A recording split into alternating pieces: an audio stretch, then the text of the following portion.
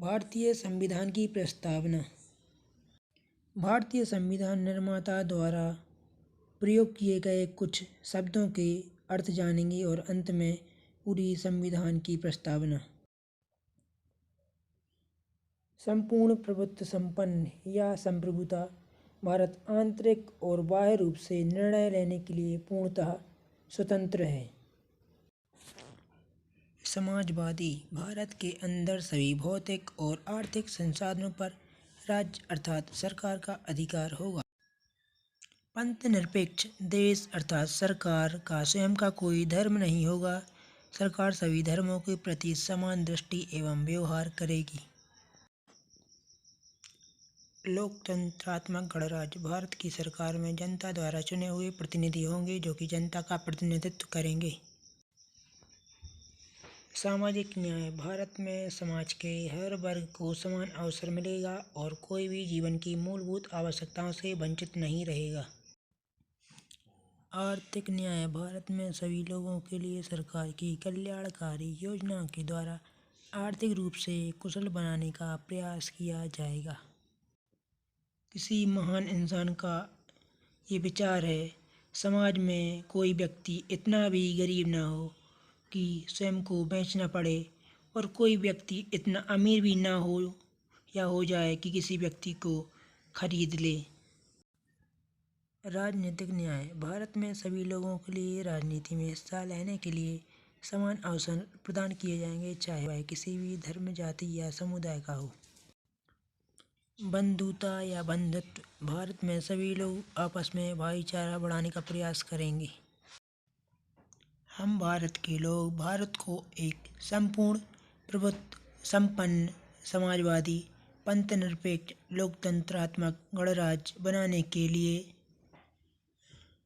भारत की जनता भारत को एक आंतरिक एवं बाहरी निर्णय लेने के लिए स्वतंत्र बनाती है और हम अपने संसाधनों का अपने निर्णय अनुसार सदुपयोग कर सकते हैं और भारत का कोई भी निजी धर्म नहीं होगा। भारत सभी धर्मों को समान दृष्टि के साथ व्यवहार करेगा और भारत की सरकार में जनता द्वारा चुने हुए प्रतिनिधि होंगे जो कि वंशानुगत नहीं होंगे। अब आगे बढ़ते हैं। उसके समस्त नागरिकों को सामाजिक, आर्थिक और राजनीतिक न्याय, विचार, अभिव्यक्ति, विश्वास, धर्म और उपासना की स्वतंत्रता, प्रतिष्ठा और अवसर की समता प्राप्त कराने के लिए अर्थात सभी व्यक्तियों के लिए सामाजिक, आर्थिक, राजनीतिक न्याय मिले, जिससे समाज में एकता की विचारधारा व्याप्त हो। विचार, अभिव्यक्ति, विश्वास, धर्म और उपासना की स्वतंत्रता का अर्थ है कि सभी व्यक्ति अपने विचार स्वतंत्रता से प्रस्तुत कर सकें। अभिव्यक्ति यानी दूसरों से अपनी बातों को कह सकें। विश्वास, जिस धर्म, जाति पर विश्वास करना चाहें, जिस व्यक्ति पर विश्वास करना चाहें, विश्वास कर सकें। अपने स्वेच्छानुसार अपने किसी भी धर्म को अपना सकें। उपासना, जिस भी देवी या देवता या किसी भी ईश्वर की उपासना करना चाहें, उसकी उपासना के लिए स्वतंत्र हैं। प्रतिष्ठा और अवसर की समता प्राप्त करने से अर्थ है कि व्यक्ति अपना सम्मान एवं किसी भी कार्य में समान अवसर की समानता सभी के लिए दी जाएगी। अब आगे देखते हैं। तथा उन सब में व्यक्ति की गरिमा और राष्ट्र की एकता और अखंडता सुनिश्चित करने वाली बंधुता बढ़ाने के लिए।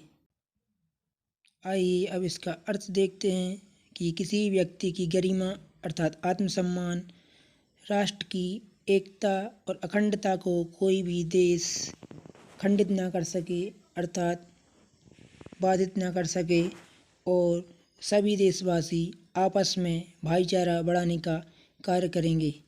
अब आइए आगे बढ़ते हैं। दृढ़ संकल्प होकर अपनी इस संविधान सभा में आज तारीख 26 नवंबर 1949 ईस्वी मिति मार्गशीर्ष शुक्ल सप्तमी संवत 2006 विक्रमी को इदत द्वारा इस संविधान को अंगीकृत, अधिनियमित और आत्मसमर्पित करते हैं। अर्थात भारत की जनता इस संविधान सभा के माध्यम से संविधान को 26 नवंबर 1949 को स्वीकार किया, अधिनियमित किया यानी कि पारित किया और अपने आप को समर्पित किया संविधान के प्रति।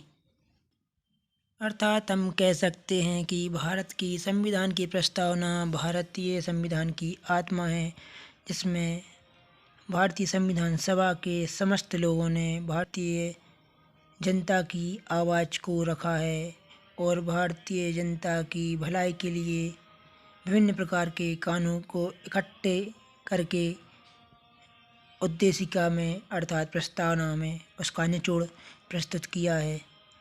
यह थी भारत की संविधान की प्रस्तावना।